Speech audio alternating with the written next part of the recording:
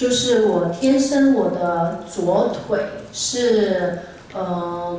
是有缺憾的，叫缺憾吗？缺陷。因为Coco，欢迎国际天 Coco， 请先到舞台中央为我展示一下蓝 music。在今天蓝 music 服务正式上线，相信这个平台的诞生将会为台湾的音乐产业注入更多新能量。那我在演唱会上，我跟大家分享了我的其中一个故事，就是我一直这么多年我都一直隐藏，就是我天生我的左腿是是有缺憾的，叫缺憾吗？缺陷，对，所以我其实左腿是没有力，所以我所有的力是要放在一边。然后我每一步走的每一步路都会痛，所以大家走的一步对我来说都是有困难的 ，every day。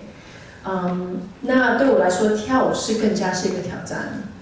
But 我小时候是有做过这个手术，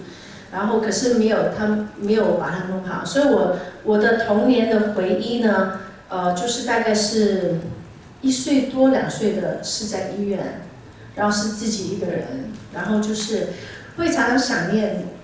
想回家，可是sorry， 因为小时候有这个恐惧，就是做完手术之后我不会走路，所以我会害怕，我也害怕如果我再做这个手术的话呢，有可能会走不了路，有可能跳不到舞蹈，我有可能跳不到舞，所以我会暂时不想去做这个事情。所以 every day 我都尽量去 live my life，do my best， 就算是一个挑战，就算是有困难的 ，but I try my best， 我去忍受它。But one day I will not be able to walk. 对 ，That's why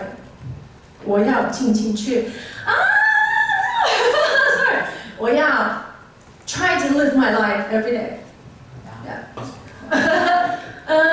对我来说就是this is 就是 part of my life. 对，所以我很 enjoy。是的，对啊，然后就是终于可以吃嘛，终于可以吃面包啊，吃多一些，对，吃甜点 ，Oh my God，every day， 每一天都是甜点，因为之前在演唱会之前呢是不可以吃，就很多我都会就是克制告诉自己不能吃，可是呢就是在度假的时候都可以吃，辣的、冰的、甜的，来吧，然后呢就是 snorkeling。然后呢，就是去浮潜的时候呢，我看到那个鲨鱼3条了，对，好的，然后他们是那一种，我有问饭店啊，他们会咬人的那一种吗？然后他说不会，我说骗人，都是死了那些都有不可能告诉你。